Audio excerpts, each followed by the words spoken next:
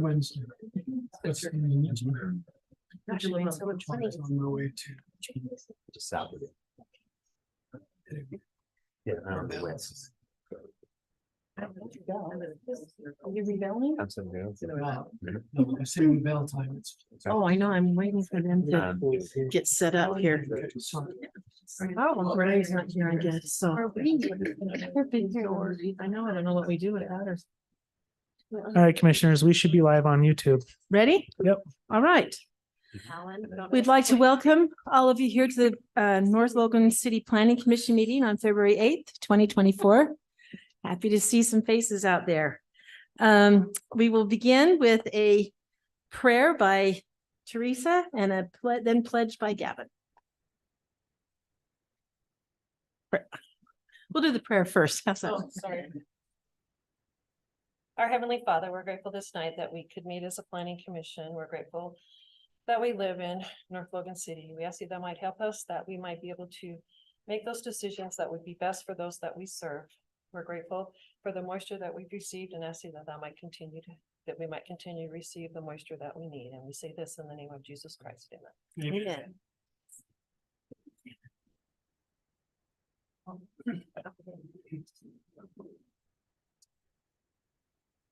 I pledge allegiance to the flag of the United States of America and to the republic for which it stands, one nation, under God, indivisible, with liberty and justice for all.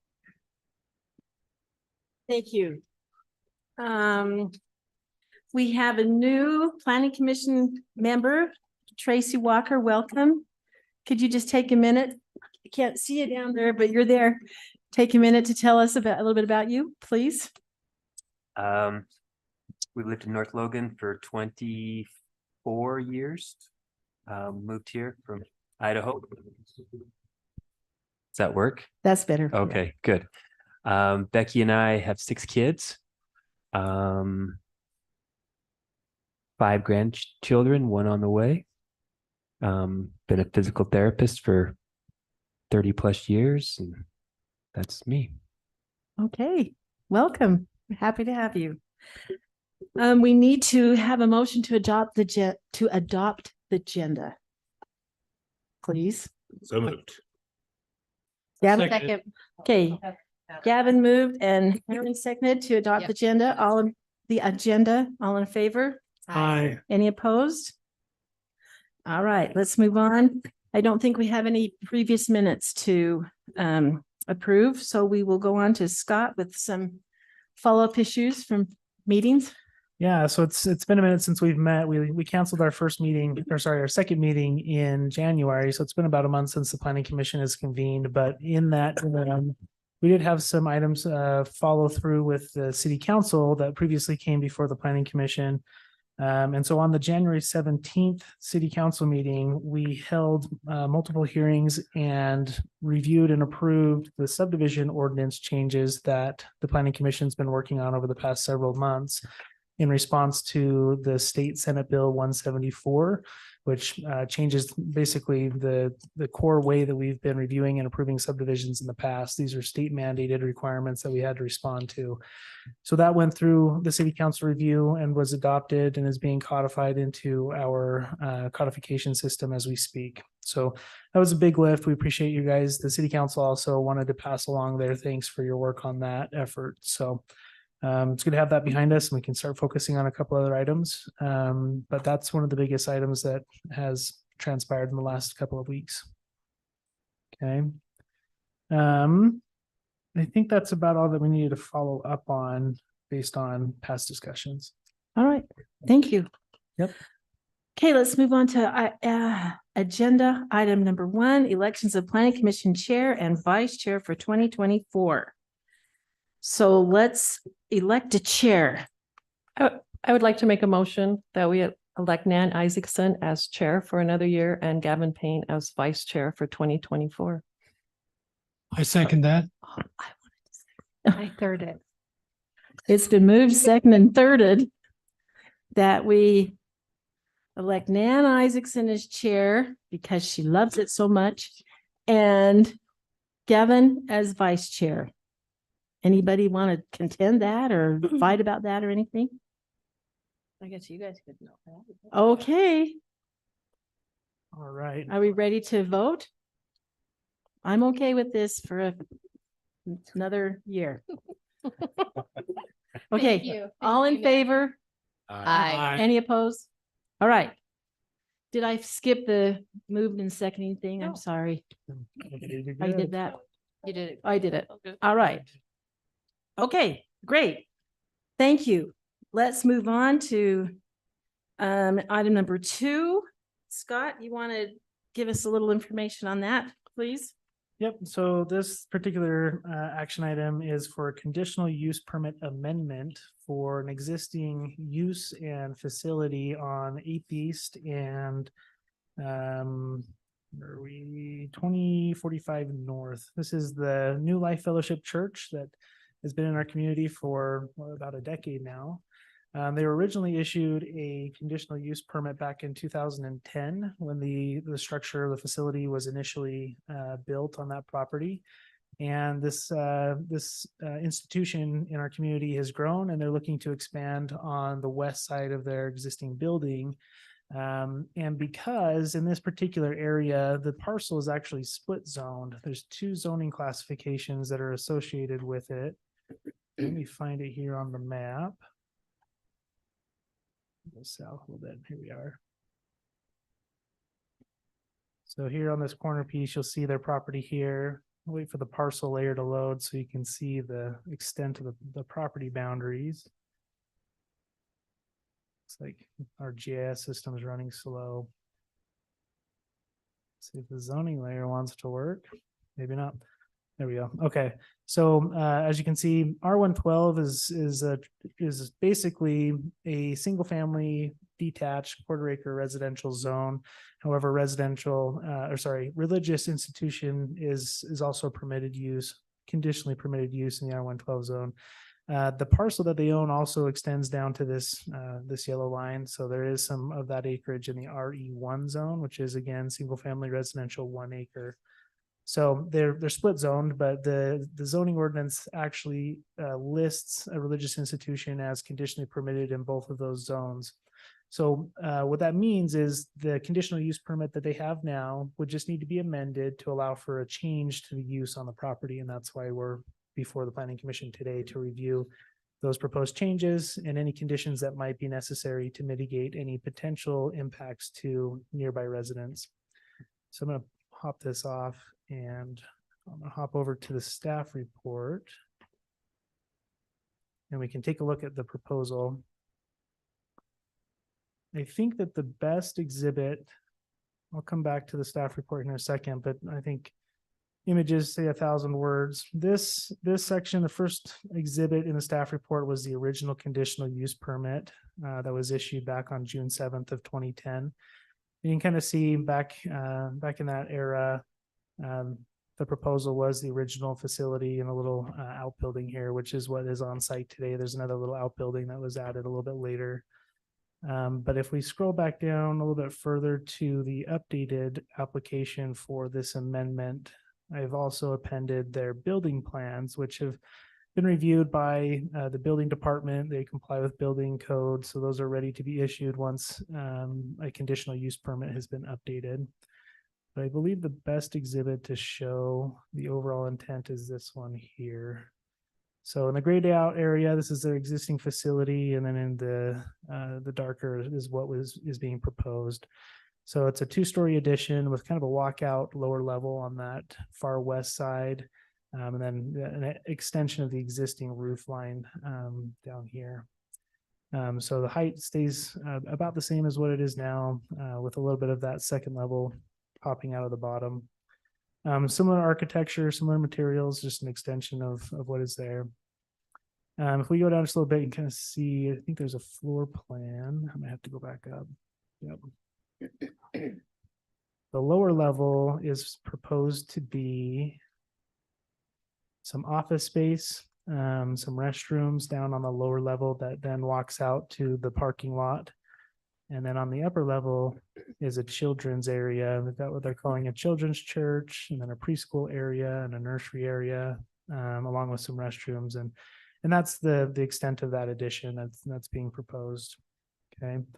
When I was looking at this land use to see if there were any particular standards for a church or an institution, our code doesn't go into a lot of detail. They just have to comply with our institutional design standards, which talk to landscaping requirements, parking requirements, and those types of things. And so I wanted to make sure that the facility fit within the setbacks, which it easily does fit within the property setbacks. The height is not exceeding what is already there, so the height is fine as well. The one thing I think is the biggest question mark is parking. Whenever we're adding on to a facility, what does that change for our demand of parking? And on the second page of the staff report, I kind of broke this out. And our code, section 12C-300, it calls out the land use of religious institutions requiring a minimum of 1 parking space per 4 persons of maximum occupancy. The submitted plans indicate that the maximum occupancy could be upwards of 456, just based on the code that it was designed under. The addition would add another 133 people to that maximum code allowed occupancy. So theoretically, it could accommodate up to 589 people just based off of the building code allowance. Now, in speaking with the applicant, they don't have that large of services. I believe their main sanctuary has, correct me if I'm wrong, just a little bit over 200 seats, 260. So that is something that we would want to take into consideration, is how is the facility actually going to be used? So when we were looking at the parking, if we were to take this pure square footage and calculate the parking ratio, they would be well short of the parking requirement. However, when we're kind of looking at this, it's interesting because this is a children's edition, and these children are maybe coming with households that have been coming already, and they're not driving their own vehicles. So then you have to kind of think rationally and say, do they really have an increased parking demand? Yes or no? And I don't believe that that is something that is going to push up their parking counts by much, if any.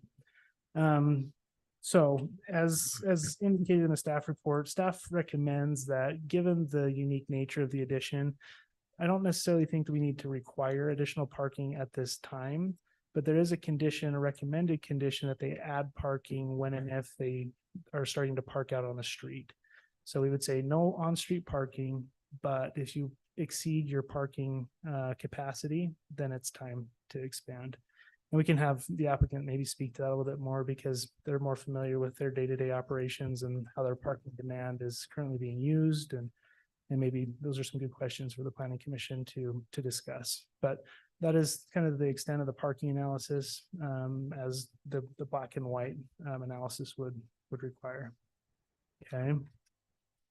A couple other things. Whenever we're doing an addition on a structure, it's kind of a time where we would say you have all of your site improvements complete, like curb gutter sidewalk, which this particular site does have its curb gutter sidewalk installed along both of its frontages with its 8th East frontage, and also on, let's see, 2045 here. Yep. So there's not a need for us to try to get some of those improvements done at this time. Landscaping wise, this is a large parcel and they've got it fully landscaped, so they easily meet the landscaping ratio requirement. And there's also some language in our code that talks to screening, whether we need to screen like the parking lot for headlights, or if we need fencing for whatever reason. You can kind of see based on how the site is laid out now that they've done a pretty good job of screening their parking lot with existing mature landscaping. We've got another row of trees back here. The addition would add on right in this location here. So I don't necessarily think that screening is something that we need to request, since the landscaping is already mature. I think those are the high points. There's more detail in the staff report if we'd like to go through anything. We also have the applicant here if we would like to chat with him about anything, but staff does recommend that we approve this amendment to their existing conditional use permit. And I have suggested 3 conditions, the first of which is no on-street parking. The second is that this is a kind of a technical requirement for all of our institutional uses, but all of their exterior lighting be downward directed and fully shielded. So it's not going over to the neighbors. And that's just a matter of them selecting the right fixtures for their outdoor lighting. And that their exterior finish materials match those that are currently being used on the existing facility. Do you have any questions about those recommended conditions? Questions? I do. Aaron? How many parking stalls are they going to be eliminating with this addition? They would not be eliminating None. any. No, They're on that grass. right in this area here. So the parking lot's not impacted. It- Alright, so, Done? Teresa? As I looked over it, I just think it's great. The only concern I have is parking and the last year that I've been here, I've heard lots of complaints about things being approved without adequate parking. And I like, I like the recommendation, but I struggle with when the facilities parking demand begins to push parking out on the street. That's really subjective to me. That wording bothers me. And so I just don't want to be listed as voting on something that turns into a parking problem because, Talk in your mic. oh, yeah, I just don't want to vote for something that is a possible parking problem. And when it says the childcare thing, having that childcare facility might increase the attendance to the church. I mean, I'm gonna say the children can't be. drive, but it might. I mean, we just don't know that. But that is a concern to me because it does say, by going by the numbers, 28 more are needed. And I don't know that I believe 28 more need to be, need to come, but I just have a concern about that. And if we do approve, I would just like it to say something different than a subjective statement. So my question was, and that was my concern. I think it's a beautiful addition. I think it's a great addition to the community.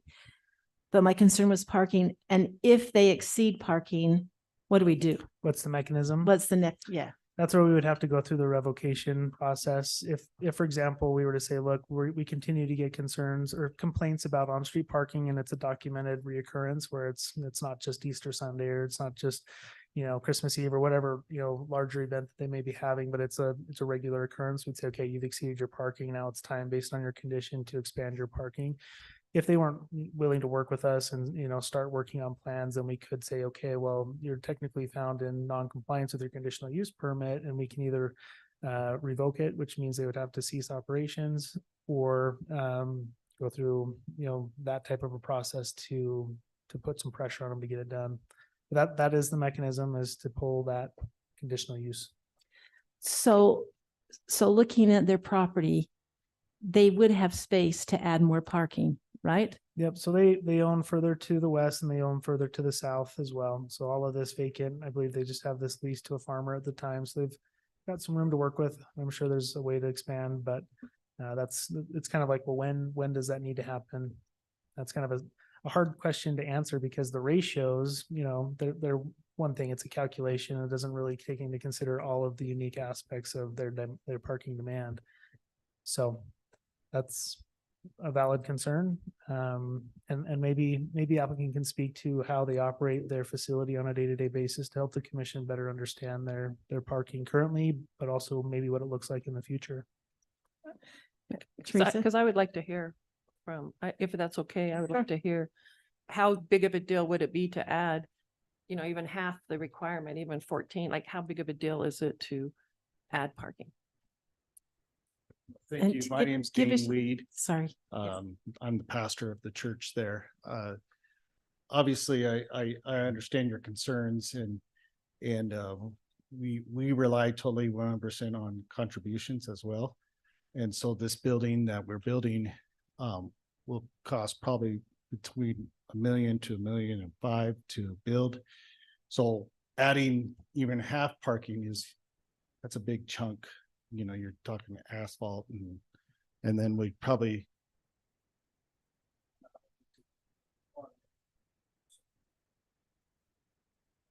So I totally get if what you would say by adding that, but that might pause our building plans going forward, because we would have to figure out what that cost is and then raise that money. Currently on Sunday mornings, we have 2 services, so the congregation is split in a sense. So we have a 9 a.m. service where we have about 70 adults, plus about 20-30 children. The 10:30 service, we have around 180 to 200 adults and about 40 to 50 children that attend. And like I said, the sanctuary itself, the sanctuary sits right up in the front corner, has 260 chairs in there. The most we've had in the church, I don't think we've ever gotten to the number that's on there. And I don't think we've ever had 500 plus people in the building at one time. I would love it. I would Yeah. absolutely love it. But that's kind of where we're at. And obviously we would want our people to have the best parking as possible too. And so we'll go by whatever you guys recommend. So Do you on feel like Sunday, you're over, oh, go ahead. Go ahead. and I'm sorry, I don't remember the parking places that you said, and I know I read Yeah, it. let me kind of run through that again, just so you're I think aware. there's 119. 119. Yep. So on Sundays, you have plenty of parking Mhm. each session. Right. Yes, currently, yes. Nobody's ever out on the street. Some people do park on the street, but we would just say, hey, no parking on the street. I don't know why they would. Because there's room. There's room. Probably, yeah. And sometimes during the snow, our plow takes up a couple of those spots, and so that's probably why they do it. We have a attendant that lives right across the street. I'll just tell them to park in their parking in their driveway, But right now, I think our current parking lot meets where we're at. And I totally agree. If we're growing and seeing it, we want what's best for I don't want people parking down on the street and walking. I want to have a parking space for them to come to the building. Any other comments about parking before I ask another question? No, I was just gonna ask, but he just answered. Okay, Teresa? I just wonder how it could be stated when additional's needed rather than beginning to push out on the street. Do you understand what I'm saying? How could we as a commission, how could we put that into the approval so it's not so subjective? Scott, do you have any suggestions on that?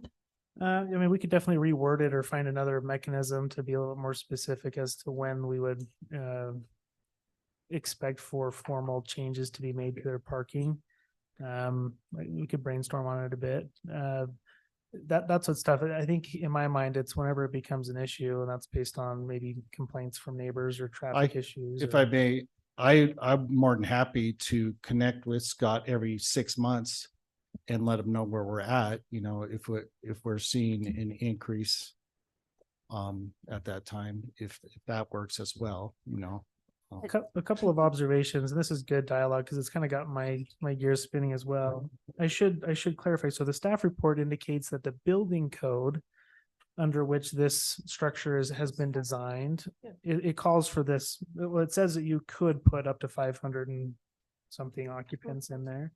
I don't think that that's the intent. So if you were to take, for example, your seat count of 260 and say, okay, if we have to have one stall per 4 people and we have a 260 seat auditorium, that then is 65 stalls, which is well under what they're currently parked at.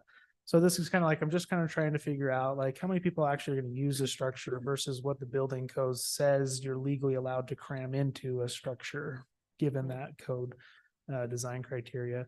And so I would argue that what's in the staff report is probably worst case scenario for maybe a type of a facility that's maybe a restaurant where we've got somebody every square inch of they're maximizing their floor space. But I mentioned that just for consideration of when we're trying to see what are all these variables and what is going to generate that parking demand. How can we look at this to see what is the impact?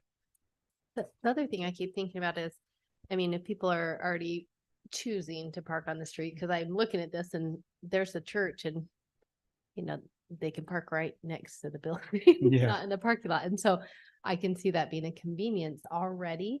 And it seems, I'm almost playing devil's advocate for the church because it would be, if this is the language, like this, now we need to require additional parking because 6 members of the congregation choose to park on the street, which they Out of already have been doing. convenience, Yeah. And now the community decides to complain about it, and now they have a $500,000 asphalt. Yeah, so I just am like thinking that seems kind of hard to do, just playing that, because people choose to park where they want at any church building in the valley. Right.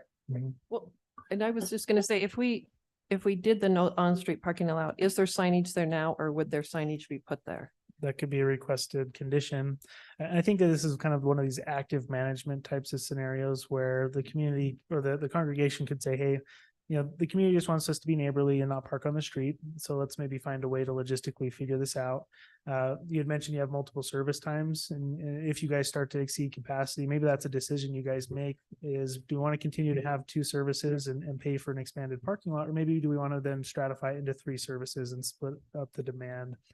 And that's where it's kind of, you guys choose how you want to invest your time and your resources for what's best for their congregation. Another thought that I was having of how they can manage it actively. Gavin. Aaron, do you have a question? I can't tell. Gavin. I mean, Gavin, down there. sorry. I need one too. And Aaron does, Gavin? Yeah, I mean, we're a little gun shy on parking because of 2 particular properties I'm aware of. And so on those other properties, have we received complaints? And those come in through code enforcement and Yeah, people just in passing, how did that happen? Or what was the decision that led to that being approved? It's just anecdotal. We get little jabs every once in a while from folks who are curious, and some are formal, some are informal, but we're very well aware of it because they were underparked. yeah, I'm just trying to, I don't want to overprescribe something. If the natural course of people living in the area, if it's going to raise its head, so the areas where we know there's issues, do we get formal complaints? We do. Okay. Yep. So I don't know. I think if this really becomes a problem, the neighbors will make a formal complaint. So you might write this as formal complaints instead of when it starts to push on street. Yeah, and that's where we can maybe just be more specific in that language for the condition. Aaron? Pastor, what's your projection for growth per year? Well, What's it been in the past? after COVID, I mean, when COVID hit, we dropped Oh, yeah. significantly. And Right. we're just now back to where we were pre-COVID. And so it's been we're not the predominant religion here. So it's a very slow Right. process for us. And so we're hoping within, 3 to 5 years, we would be running those numbers, 500 people at that time. And with that also comes in the income that we're able to, Right. to do an expansion and the parking. A point then, if we're worried about parking on the street, could we red curb that? And then go from there and then say 5, 6 years. And there to that they will add another row of parking. I'm looking here on Exhibit A. And what I see here is parking does not match what's up there. Yeah, Exhibit A is from their conditional use permit back in 2010. So it was a conceptual drawing back in 2010. What is here is probably the most accurate. That's an aerial image from just last year maybe. So that Exhibit A is just showing what had been approved in the past versus what is here now. And so that is an active depiction of what is current. This here is what is current. This is current. Uh-huh. Interesting because we've got a lot more parking on this. And you have a whole other row of parking on this, or a half row on this Exhibit A. So my suggestion is to put into there that add more parking within 5, 6, 7 years. When it's needed. If they don't need it, they don't have to add it. Yeah. If in 5 years they don't need any more parking than they do now, then they don't have to add it. We don't want to say they have to add it in 5 years because they might not need it. Yeah. I mean, it'd be nice if you did, but Yeah. we don't want to make that Wants it. in stone. Gavin? I've got one more suggestion. One thing we could do, I think, is say, and we could rewrite it to say, when parking demand pushes onto the street on a weekly basis.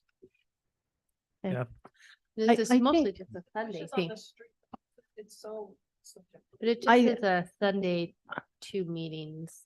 It's not like all day, every day. And I'm, that's the thing, it's, to me, it's less bothersome. I'm then all sensing day that we're business. okay with this idea. Yeah. We need to work on some language with the parking, right? Yeah. But I think we all wanna like this support. idea. Mhm. I just have a question. Do you have a preschool there now? It During, says something during about it the during the day, week. no, during the no, weekday. just Sunday morning, Okay, preschool And then- class for the yeah, preschool age. for the Yeah. little kids. Yes. But when Scott showed us the plans for the new one, he mentioned something about a preschool. Is Uh, that just a it's Sunday? It's called that extra room is preschool. Okay, it's, Children's church. It's just what we're It's naming. just It's what just you- for Sunday morning. okay, all right, Yes. all right. Thank you. Thank you. Thank Thank you, you. Pastor. Thanks, Pastor. Teresa, you have another comment? Well, I just wondered, so if there would be signage put up, does that something the city does, or could that be something that? Well, that's a good question because technically it would be within the city's right of way. For example, if we were to ask them to put no parking signs in the park strip here, it'd technically be in the city property and then they have to worry about, plows and maintenance, but I don't know that we've had that. Alan, do you know of an Well, instance where we've there's done some by that? my house that, Is there? no, they just put up signs, right? Yeah. That might be a Okay. good option. And is I- that something that you could just choose to do whenever you want down the road? It doesn't have to be written in this. Well, 'Cause would so- the city just have a right to do that? We could, I if mean, they it's had in a our right right of way and we could do that if we felt like we wanted as a city to do that. I think also here, there's a component of just aesthetics. I think no signs is better than, Yeah. and I think it's easy for this community to just communicate to their congregation, hey, the city is actively trying to keep their streets uncluttered and as much as possible, let's park in the parking lot. And I think that's something they could probably do just actively. I'm not, And there hasn't been any complaints from neighbors, No. so, and I'm not voting for signs or anything. I'm just wondering. What does that about look the like? Possibility. Yeah. okay. Gavin, So I move that we issue a modified conditional use permit to allow in addition to the existing New Life Fellowship Church granted and subject to the following conditions and findings of facts in the staff recommendation. okay, it has been moved. We need a second. I second that. Okay, Gavin moved and Heather seconded that we grant a positive recommendation. It's not Well, no, it's not, we're. You're Okay, approving. Renee? we're doing Yeah. the thing. Yes, I'm Could- sorry. That we do a conditional use permit. However you said it was great. Do I have to repeat it? No, I think that, yeah, that was Okay. clear. We're all on the same line. Are we, Has there been a second then, so we can Yes. discuss it? Heather seconded. Okay, Can I just make an amendment to the motion by taking out begins to push parking onto the street and just saying will need to be added when the facility's parking demand increases? okay. I don't know if you like that, or maybe you like the old way better, but I, Yeah, I think increases is more vague than this to me, so. All right. 1, 2. Yeah, there's not a measurement scale there, right? yeah, that's true. And how do we, Well, I'll I withdraw think the we're amendment, okay. but- I think with this language, it's going to be okay for now. Yeah. I know our concern, we've been burned, but I think the history and sorry, with the Pastor. area that we have to work with and the area they have to park, I'm sensing it's okay. Yeah. So I'm ready to vote on our motion. Everybody vote ready? Did the amendment have a second? No, I we don't I have an withdrew amendment. it. Then it Not doing fails. it. Okay, all in favor? Aye. Aye. Any opposed? Hey. Grant that Okay, conditional thank you, use permit. Commission. Just so the applicant's aware, we'll provide the applicant with a formal notice of decision, which is your updated permit for your records, and you can expect that in the next couple of days. And Good luck. I hope parking becomes a problem for you. Yeah, Yeah. So then you can. Thank for you. Talking that through with us. thanks. All right, let's move on to item number 3. Review and action request for the conditional use permit for a dog kennel, single family resident. Scott, you want to tell us about this? Yeah, let me go to the property on the map, and then I'll explain what the request is. Okay, so we're up here, Meadowlark Lane, kind of the northeasternmost corner of town. This is in our RE1 zone, a single family residential neighborhood. We're looking at this property here. They actually own 2 lots. They own this one 007 and then this one 009. So it's a little bit over an acre in total acreage that's owned by the owner.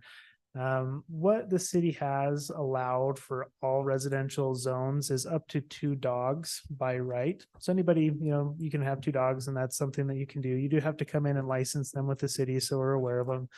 But when you want to go up to a 3rd or a 4th dog, you have to get what's called a kennel permit. It's a conditional use kennel permit. And those types of permits are only conditionally permitted in larger lot residential zones. So in our R112, R110, we actually don't allow for this type of a conditional use permit. So it's only on a larger acre, single family residential. So in this particular location, they would be eligible for a conditional use permit to go up to, but not to exceed 4 is what our code says. So you can have 2 already. The request that this particular applicant is asking for is that they add they have 1 dog now, they'd be adding 2, and then they would potentially keep a 4th out of a future litter of puppies is the crux of the request. So when we're looking at this, our code actually has a little bit more detail as to what we're supposed to consider when this type of a request comes in. And this is section 12C Charlie -512. And there's 4 criteria here. This is on your 2nd page of the staff report. Let me pull that up for those here in the audience.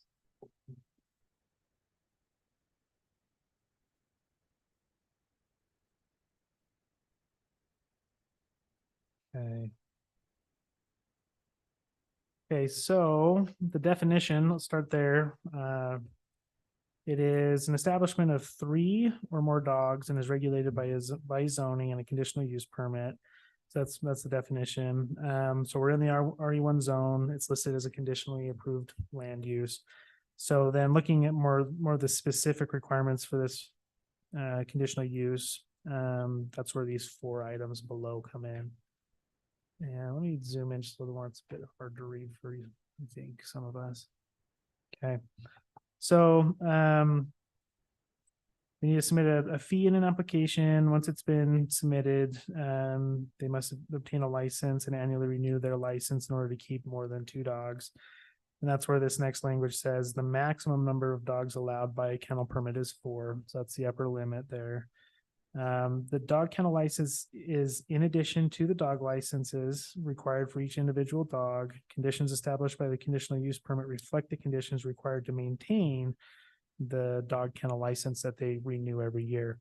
So this is kind of an interesting conditional use permit because it's not like a set it and forget it kind of a deal. This is a set it and then they come and renew it every year, where they have to come in and let us know which dogs are they licensing up to the 4 that are potentially allowed by this permit. And are they still in compliance with the conditions that might be set by the planning commission? Okay. Number 2, special considerations in considering each application for a permit. Planning commission shall consider the zone in which the conditional use is proposed, the size of lot involved, the proximity to neighbors, the proposed size of any structure used to house the dogs, its placement on the property, the proposed number of dogs, whether less than 2 months old or 2 months or older, the breed size of the dogs to be kept, and whether the breeding and the selling of puppies will be part of the kennel permit.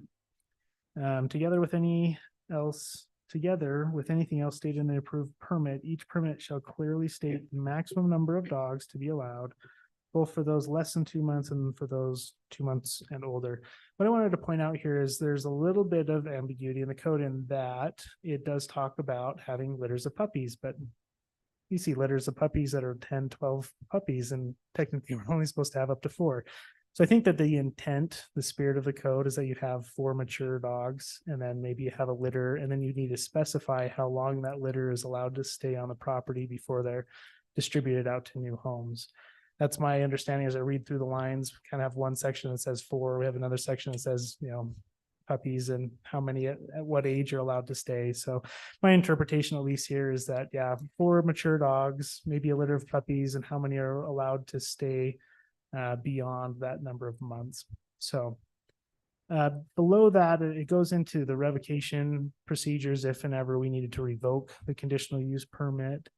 And then number 4 is specific to that permit being for the owner and not necessarily being transferable to a future owner.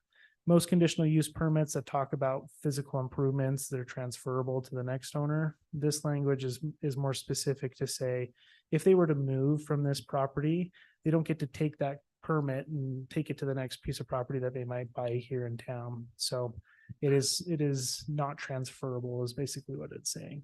And the next person that moves in has to get their own permit. Correct. Yep. So does that make sense? Kind of the scope of your review and what you would need to maybe consider when applying conditions to this type of request? Okay, let me just go through what, one more thing. There is another snippet of code regarding setbacks. That talks about outdoor facilities specific to the keeping of dogs. And this is the bottom of page 2. So it says fixed dog runs or dog kennel, whether or not they are structures that would otherwise require a building permit, shall have setbacks from property lines and residences in accordance with the following table. And the table then kind of spells out how far away they need to be from their property lines. So 30 feet from the front, 10 from the side, 20 from the adjacent to the street, 10 from the rear, and 30 from any neighboring residence. So looking at the location, they really don't have any issue maintaining those setbacks given the location of the existing structures.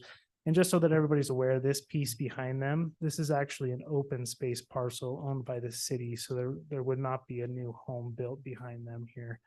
So even if the city were to put maybe, I don't know, some piece of infrastructure, it's not really going to be a residence that needs to be considered for setback purposes. So all of those things considered, staff has prepared a few suggested conditions. And I'll just go through those real quick. Now, of course, the planning commission can agree with these conditions. They can modify them, they can add to them, they can reduce from them. These are just a few ideas that staff puts forth as suggestions. So with regards to this particular request, they're asking for no more than 4 mature dogs. They're asking for 3 with the potential of keeping 1 puppy. And so the condition here is recommended that they have no more than 4, which meets that upper threshold in the code. Number 2, no more than 1 litter of puppies under 2 months of age may be kept at the residence at any one time. Puppies from the litter must not stay at the residence past 10 weeks of age. Now, the 10 weeks that's where I've seen litters of puppy picked up between 8 and 12 weeks. So it's kind of like, but 10 weeks is kind of the maximum for 2 months is what our code says. So I just said 10. Let me know if you guys think we need to change that to 8 or 12. And maybe the applicant has maybe a desired, just for the purposes of weaning puppies and distributing them to future families. Number 3, to protect the safety of neighboring property owners, the outdoor living space intended for the dog's use shall be fully fenced with a fully screened 6-foot fence. This fence must be installed by no later than August 31st of 24. Just so that everybody knows, this property does not currently have a fence. The applicant has intended that they will be installing a fence. But the timing here is a little bit off, where if we issue the permit, then we're allowing for these dogs, but the fence won't be there until later. So one thing to, I guess, consider here. Number 4, any outdoor dog runs or outdoor kennel structures must remain set back from adjacent property lines or adjacent dwellings per the dimensions contained in that table that is above in the staff report. So that's North Logan Municipal Code 12C-1004I. And then number 5, to protect the welfare of adjacent residents and to mitigate unreasonable overnight barking, all dogs must be kept indoors overnight between the hours of 9 p.m. and 8 a.m. Indoor keeping can be accommodated within a primary dwelling, garage, or fully enclosed outdoor dog kennel that incorporates sound deadening insulation. So basically, if they want to keep their dogs outdoors, they're not just being an outdoor dog run where we start to see issues with overnight barking with dogs in neighborhoods. So it's up to them to decide based on the suggested condition that they keep them indoors during the nighttime hours. So those are the suggestions from staff. Feel free to discuss those as a commission. What makes sense, what doesn't make sense, what may you want to change or add or remove. Okay, who's the applicant? Stacy Blank. Okay. Can you tell us your name? Sure, I'm Stacy Flygar. Okay, Stacy. All right. We might have a couple of questions. I was going to ask outline the area that's going to need to be fenced. Or if you just move that pointer around, Scott. Yeah, I mean, that's kind of up to the discretion of the owner, but I assume would be somewhere in the rear yard. They own both of these lots, so they could choose where they'd like to fence the outdoor area. And that's up to their discretion, I suppose. Now, they'd have to follow our fencing standards for 6-foot fences, so they can't have it in their front yard or their side yard. It's not allowed. So they'd have to follow our fencing requirements, but presumably backyard fenced area. Go ahead, Stacy. Does it help that they're doodles? So they're gonna be inside most of the time. The only time they're gonna be outside is when they're like, we're out there playing with them or they're being monitored or watched. How old do the puppies? Oh, When can they gosh. leave their moms? AKC says 8 weeks. Okay, So that's They're what old you would enough. shoot for. I mean, if you're, that's what we would shoot for, obviously. okay, But you just never know yeah, exactly what's gonna happen. but 10 weeks is what we say here, so that, Yeah, so then they'd have to go to my mom's house. okay. Why they wait for their owners to come get them. However you want to manage it. And mom lives where? Oh, She's in the county. she's not. Okay. She's okay. She's not in North Logan here. She's All good. right. Any other questions, concerns? Gavin? It's just so in the staff report, you mentioned that a kennel is defined as 3+. Is that because a kennel could be a commercial kennel as It well? could, but the way that the language says, it says up to 4. So there's not like a commercial It's kennel not- yeah. definition. So the definition says 3 or more, and then the code says. Up no to a more than maximum of 4. That's Yeah. what we're saying. We're Yep. saying. Well, four. With the litter that has to be on my. Yes. Teresa, I just have, are you okay with all the recommendations then that? So I obviously just got it and read through and I was like, well, 6-foot fence. I'm obviously not gonna put a 6-foot fence around my whole property. So to meet that part of the code, if that's what needed met, I would obviously have to just build, I guess, a small outdoor kennel that is 6-foot fenced in. I don't know, like I was like, wow, because that wasn't anything that I was planning on doing. But like I said, they're not out there unless I'm out there. And I already have a fence up, like this whole side, I have fenced.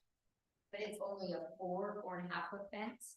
And then I was just gonna take like what's the little mesh, you know what I'm talking about? And I was just gonna run it all along the inside of that. And then I plan on taking it down the back of the property as well. And then connecting with this side, so they have a big area when they're out, so that if they like I said, we're outside with them, but if they were outside, they would have that barrier that they can't go beyond. Does that kind of make sense? And then if I have to meet that 6 foot, I guess I would build a kennel. Like I said, they're outdoor dogs. They're indoor dogs. Which I know sounds crazy. All I can Okay. think of is the 4. I'm sure the city gets, well, maybe Hyde Park gets complaints and maybe Teresa walks the path by Green Canyon baseball field, that back part. And there's 4 There's those doodles pups in there. Yeah, they're nuts. And that's all We I come can down think and of when I walk think that of your area. dogs coming here. And I think, Yeah. oh, what are the neighbors gonna think? Because that's what I think of. Yeah. So like we say doodles and those dogs No, are it's true. really They are crazy. barking and they're up on the fence I know. like the whole time. Which I And so- understand, because like if you let one neighbor do it, then you have to let another neighbor do it. But like where I'm at is, it's almost as secluded as you can get in North Logan. But I don't know that has an impact, like I said, because it needs to be fair for everyone. Yeah, Scott? just to clarify, you can have a 4-foot fence on the front and the sides up to your front setback. Once you get past your front setback and to the rear, you do have to go up to, well, you don't have to, but you can go up to 6 feet. So what this condition as proposed and as drafted, it basically says wherever you're gonna have your dog's outdoor living space, that area be So- 6 foot. But it's they don't have an outdoor living space. It's their outdoor play space. I don't mean, know, if so we I don't want know to, how if we that want to like- call it that, I think I it's just think when wherever they're they're gonna be outdoor. outdoors. When they're Yeah. outdoor, it's living space. Yeah. I mean, where they're gonna be outdoors. A couple of things, we're not saying what breeds you're allowed to have. We're just saying up to 4 mature dogs. So it could be Right. anything in that spectrum. I have a doodle personally. He's a miniature and he doesn't jump at all, but I've seen some doodles jump. So it's like the That's true. personality of the dog is like, it's hard to say. Very relevant. So That's true. the way this is basically crafted is to say, you choose, up to 4 dogs, and then, we're trying to mitigate against potential impacts to your neighbors. Some dogs will jump right over a 4-foot fence. And that's where the 6 foot came into that consideration. Okay, Gavin? So, so you had mentioned where you had planned to put the fencing. But I just wanted to make sure we understood that one of the conditions talks about that the dog run or outdoor kennel structures need to be within setbacks, Correct. which is not the edge of the property. Mhm. So, That's why I'd have to do the 6 foot inside somewhere, correct? well, You don't have to. Like, it's if you have like a structure that requires, well, no, it doesn't require, the way that the language reads, it does not So- require a building permit. and so, It- so my question is what is a dog run defined somewhere? Or if I have a dog in my backyard, is the whole backyard now the dog run? Or is a dog run? Well, I don't know that we have Yeah. that defined, but we can look and see. So I just want to make sure you know what you might be getting yourself into with the conditions that are here, so. Yeah. Okay. If,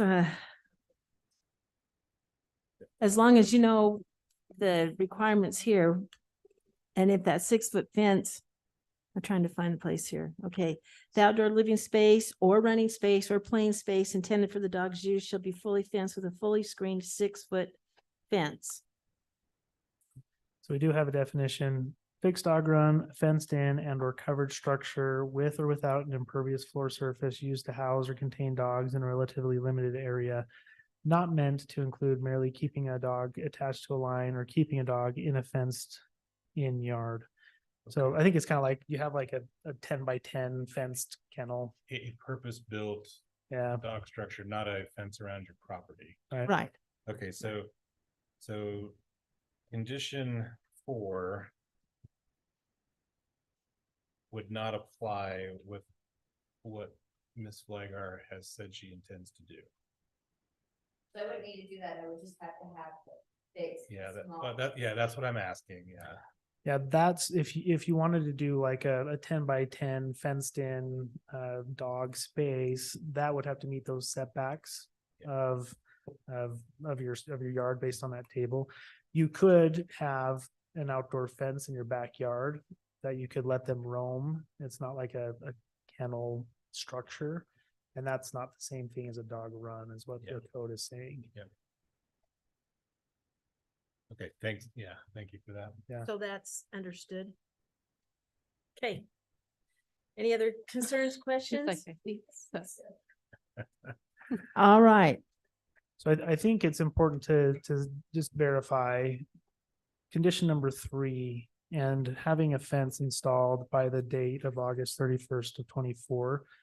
That's if you intend to have outdoor space for these dogs, which I assume you would for potty purposes, or just if you're going to let them out and let them hang out in the backyard during the summer months, or I don't know how you plan to have them outdoors. Whatever that space is, the way that this condition is written is that space would need to have a 6 foot fence installed by this August 31st of 24. And that's, assuming that you'd want to have a spot to let them out and hang out outdoors, maybe where they're not being attended at all times or on a leash. So that doesn't have to be the entirety of your backyard, but it's maybe a spot where you intend to let them out and have their own personal space for a minute. It certainly could be the full backyard if you wanted it to, but. So that's a condition that as drafted in the staff report, I want to make sure the applicant is clear. Understands that. Because if the fence isn't there by that date, we would say you're not in compliance and it would be revoked at that point.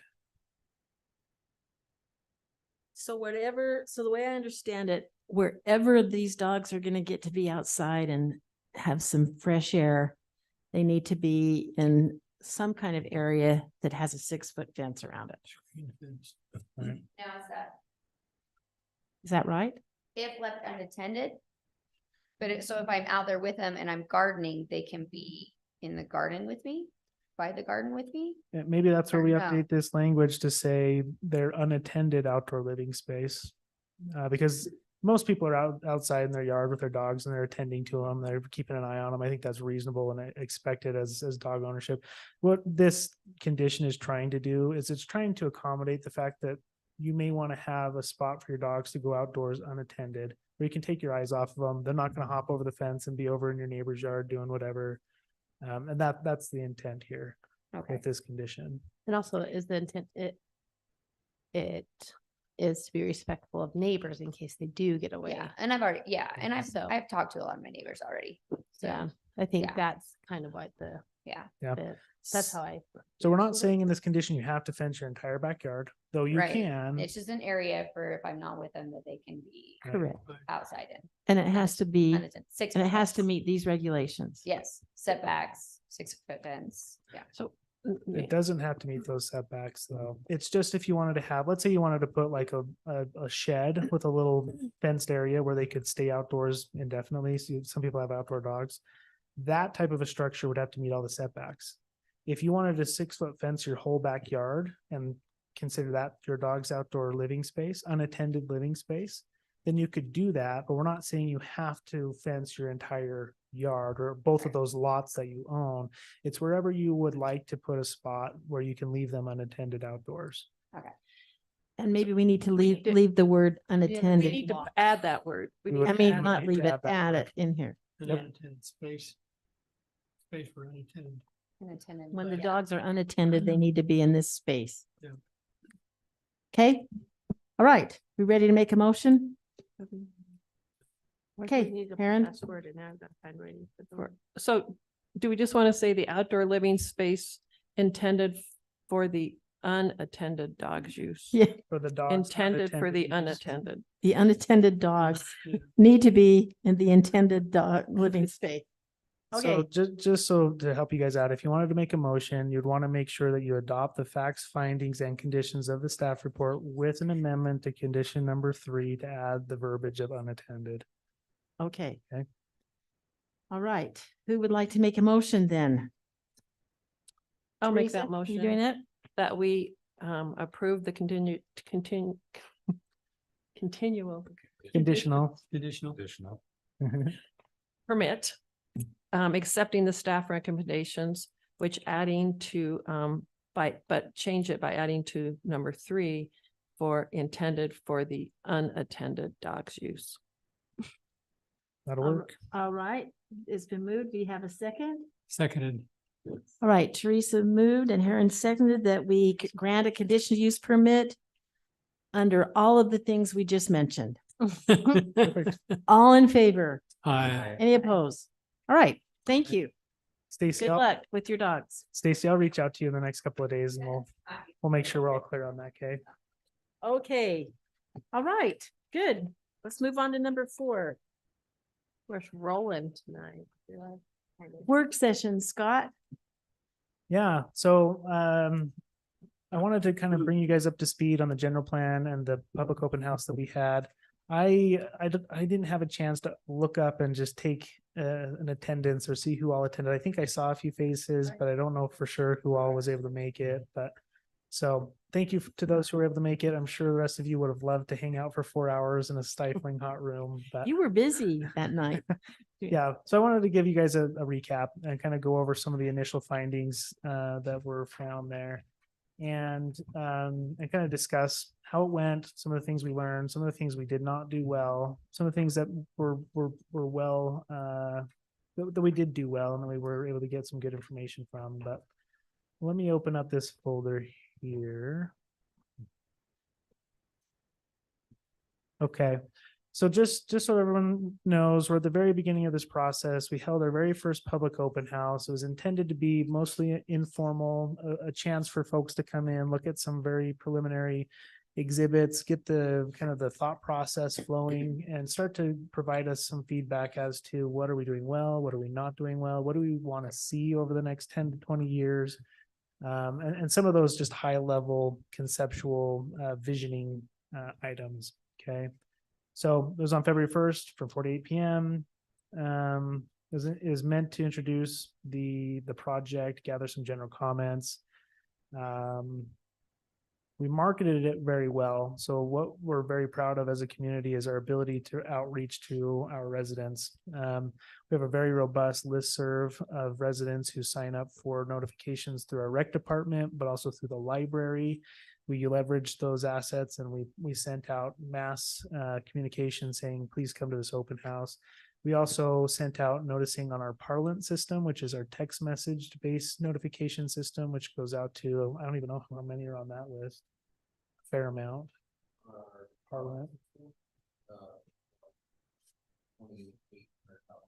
Households, yeah. So it was very well distributed throughout the community. We've been mentioning it to folks who come into the office, people who call in. So word of mouth is out there as well. And we had 102 participants who signed in. There may have been folks who skipped right past the sign-in booth. We don't know, but that is unprecedented. Just so you guys know, I've sat through a lot of these just in different communities, and we have 3 to 5 people trickle in every couple minutes, or sorry, every 30 minutes or so. And we'd be happy to get 20 to 30. So this is great. This is good. This kind of shows that our outreach efforts are reaching a lot of folks. Okay. We did have 35 written comments, like formal comments are written down on note cards and submitted. We also had many exhibits where we encouraged folks to write directly on the map or write directly on the poster. And we had a lot of those handwritten notes that we're going through, and we're digitizing all of that information. So there were a couple of initial themes. Now we're not done digitizing and categorizing all of these comments, but some of these initial themes were that we need to differentiate North Logan City from Logan. I think we've kind of talked about that in the past, where there's a bit of a lack of an identity. Folks don't quite know where Logan ends and North Logan begins. And so that's good to hear that folks want to have maybe more sense of place, some individuality. Number 2, concern about housing density and location of density. I think that's a common theme that most people think about when we're talking about future growth and just how and where is all this going to go, right? So that's not surprising to see. That's expected. Number 3, interest in greater code enforcement. This is good to know. I think this is something that I heard personally during this open house, but it was also repeated in multiple different manners, whether it was on a note card or written on these boards. Folks want us to do a better job of maybe cleaning up our own community. Existing development, we want to bring up to code compliance and do a better job of having just a better manicured, community in general. So that was good to see. There's strong demand for trails, especially along the canals, sidewalks. A lot of folks are saying that they were concerned about safe routes to school. Our district boundaries are going to be changing with the new bond that was passed and the new schools that are proposed to be built. And how does that redistricting change where kids are walking to school, and where might we be missing connections on sidewalks? So this is a great opportunity to say, that's a great comment. That's maybe one of the best comments I thought I had was, are we planning ahead for our new school system and where the kids are going to be going? And is it safe and adequate for them to get from point A to point B? And then the last theme here, some concern about city property. So the city owns various parcels of property throughout town, and folks wanted to see better maintenance of some of those open spaces where it's not an active park space. And so it tends to not get as much use and not as much attention when it comes to maintenance. So it was good to see that they want to be able to use those maybe as assets. Maybe we leverage them and try to improve them for public use. Okay. So those are the high level just themes that we're starting to pull out of this information. We're starting to see common, comments on. Okay, a couple of things, looking at the format and the logistics, reviewing how that went. The location was good. You know, this building or this room is where we held it. The size, so it was a little bit crowded. I would say we could maybe you do a little bit better to open it up more if we were to do a similar type of a meeting. It was hot. It was hot, and that's unfortunately a deficiency of this structure. There's a critical HVAC issue where it's either hot or it's freezing. and But there's- people still stayed, so. But I think if we're gonna have that good of attendance, the room will stay warm naturally. So I think we'll just kick the boiler off next time. It'll start off kind of cold and it'll warm up as folks come in.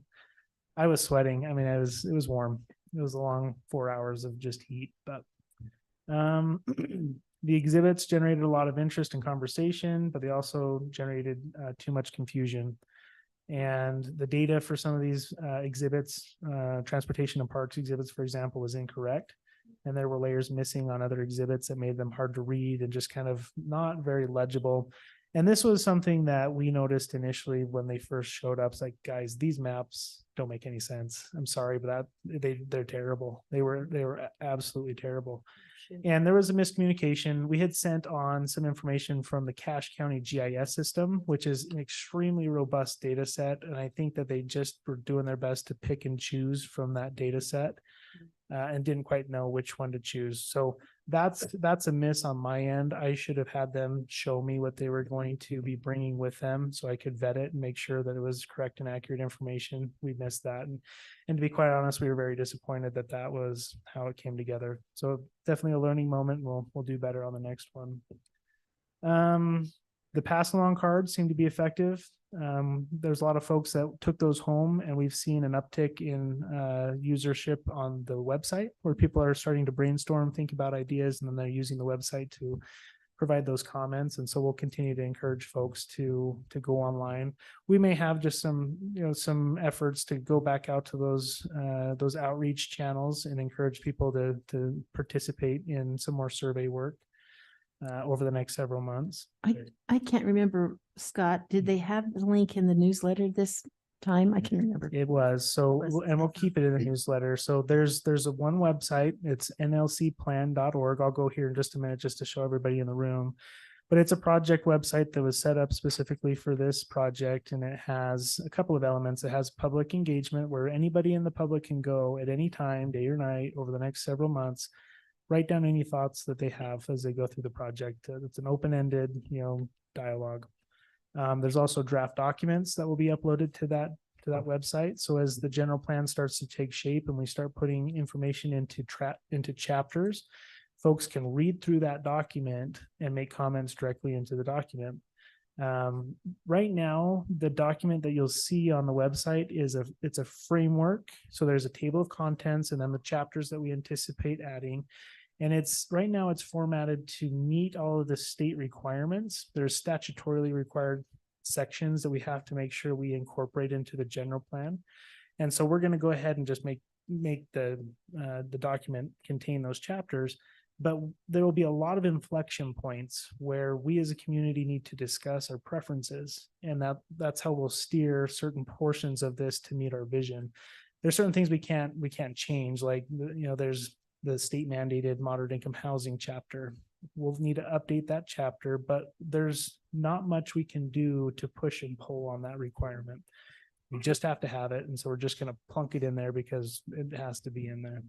And what I've given some direction to our consultant, I've told them wherever the boilerplate is what it is, just copy and paste it. We don't need to reinvent the wheel on a lot of this stuff. Let's not waste our time crafting that language where it has to be in there. It's tried and tested language from multiple other plans. We'll just plunk it in there because it has to be there.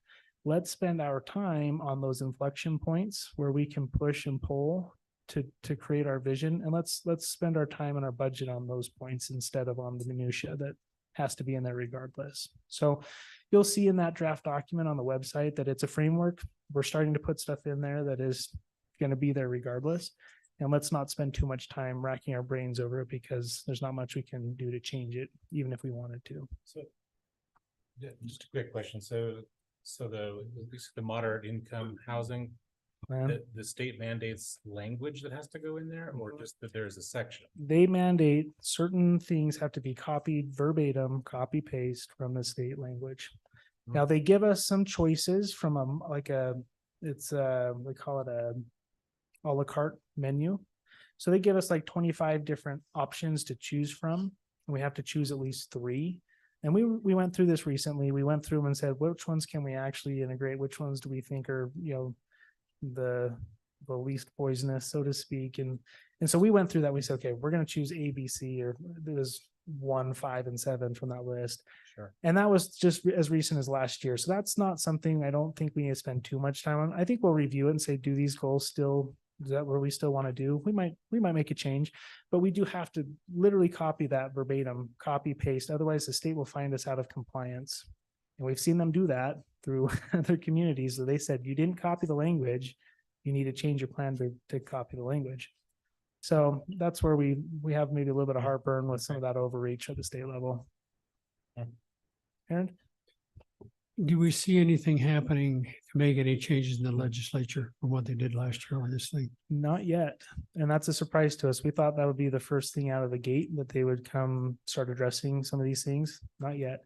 We're kind of wondering, and we follow some blogs and some interest groups and Okay. some lobby groups that are following very closely, that are tracking these bills.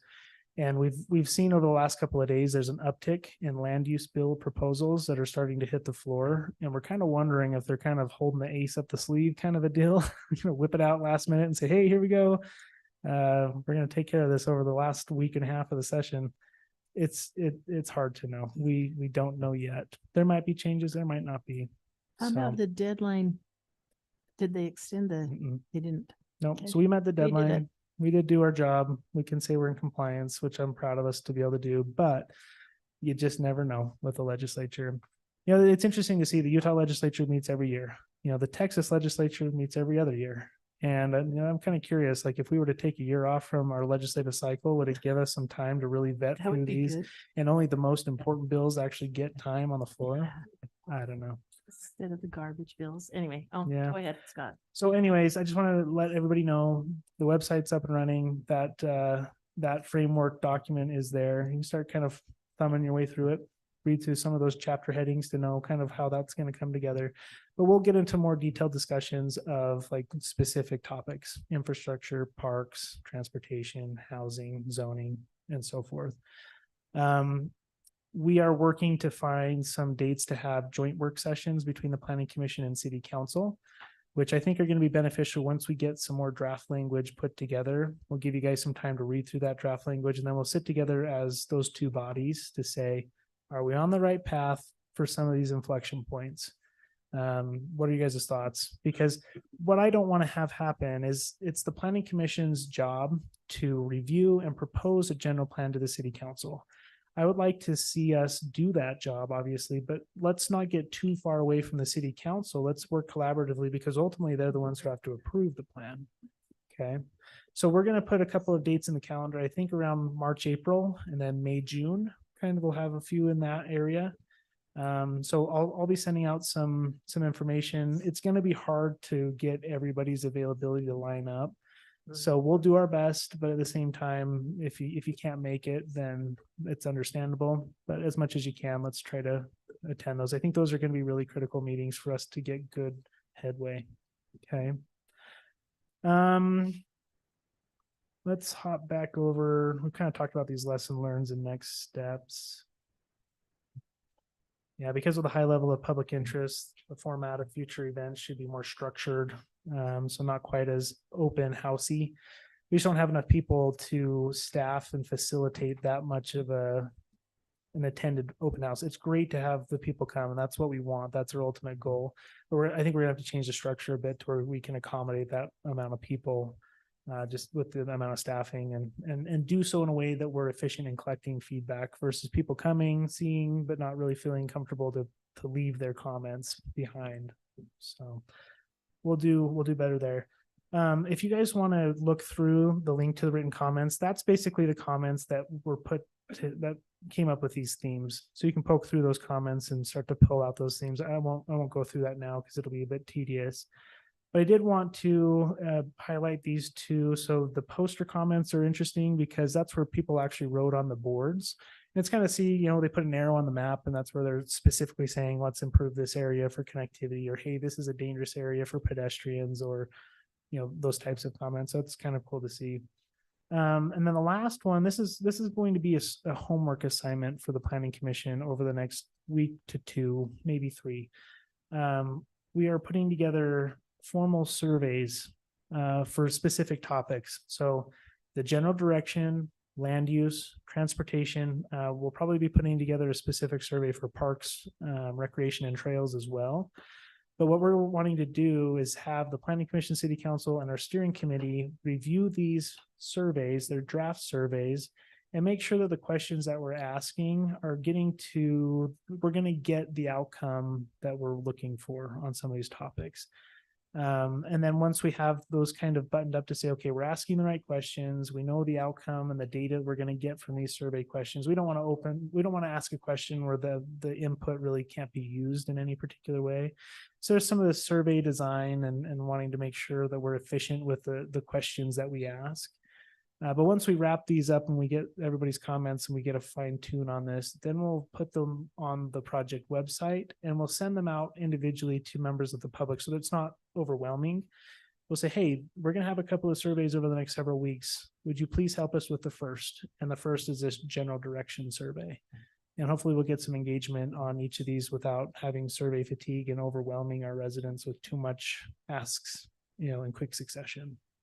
Okay, so when I get these drafts mostly put together, we'll send them over to you guys. It'll be a homework assignment for you to poke through those and let us know if there's any questions you think are missing, any questions you think aren't really beneficial, or so on and so forth. Okay, so that's kind of next steps. Right now, since we've had our first public open house, we're sifting through the information. We're going to kind of go back and do some more preparation before we do more public engagement. But we've also had some conversations with our consultant to say, okay, guys, now that you've had a taste of North Logan's input, we have expectations, higher expectations for your product. The maps you're putting together, we have much higher expectations. The facilitation style and capacity, we have higher expectations. You need to bring more staffing. You need to be more prepared for this type of an engagement. I think what ultimately happened is these guys, it's in their name. They're the rural community consultants. And we selected them because we do want to be able to use that rural expertise. Folks want to continue to have that rural feel.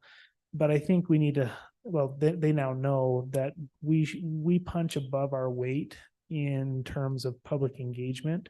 They probably are used to going to these meetings and getting a trickle of folks, right? And not so many people coming with interested comments. And I think we're surprised to see 102 people show up. So we'll work with them. We'll make sure that we have them in tip-top shape and they are aware of our expectations going forward. Okay. Great. Guys have any questions about where we're at, what we're doing, and kind of the next steps of how these things come together? So you'll just send that over to us in our. Yeah, when the surveys are in their updated draft form or we're ready for your comments, I'll shoot them over to you guys and say, hey, here's your homework assignment. Okay. Please read through and provide whatever suggestions you may have. Great. Okay. Thank you. Thank Yep. you, Scott. I thought it was an interesting evening talking to people there. It was Yep. good. All right. Any more business discussion from the Planning Commission? Nope. Good. Next meeting. Oh, Gavin, did you have I something? just had one question for you. So, Uh-huh. so on the kennel application, how do we get there? I mean, they came and asked to license a new dog and is that what did Yeah. it? They came into the front office and said, hey, you need to license a dog. And that's where our front office staff said, well, I can only license 2. If you want a third, Okay. you're going to have to go talk to the planning department and apply for conditional use permit. Okay. Yeah. I'm sure we've got. There are more that Uh-huh. should come business. Yeah. Yeah. Correct. Yes, Okay. there are. Yes, Hey, this there is a pleasant dog kennel discussion. Yeah. I've been in worse We're dog trying kennel to keep discussions, it. believe me. Okay, any other? No. Sorry, I didn't see you, Gavin. I was not ignoring Oh, you. no, I was slow. No, It is you're- perfect. You gotta move on. you're fine. Okay, next meeting, the 22nd of this month. 22nd. Yep. All Real right. Quick before we adjourn, I wanted to bring to your attention a future training opportunity. The Utah Land Use Institute, they're kind of a lobbyist group that do a lot of education and outreach for local land use policy and planners and local officials. They are having a conference on Friday, March 22nd. You can attend it in person in St. George if you want to go down there for a day. But they also are doing it online. So if you'd like to, sit through this conference, you're more than welcome to. We're happy to pay for the registration fee. It's via Zoom. So you can have it going on in the background if you'd like. What's cool about this conference is it's the first conference in what I call conference season following the legislation period. So this is the first opportunity for us to hear what passed, what didn't pass, and how it affects local governments and what we might have to change in our code to comply, what are the new policies. So if you'd like to attend, just let me know. I'll get you registered. It obviously counts for your. Is it annual all training. day? How many hours? is it? It's from 4 until 8 p.m. or 4 a.m. to 8 a.m. to 4 4? p.m. It's like 4 a.m. Wow. I'm gonna wake up at 4. No, sorry. 8 a.m. to 4 p.m. That actually could be nice. Yeah, Yeah. 8:30 until 4. Okay, 4 to 8 a.m. and then you have. your- all right.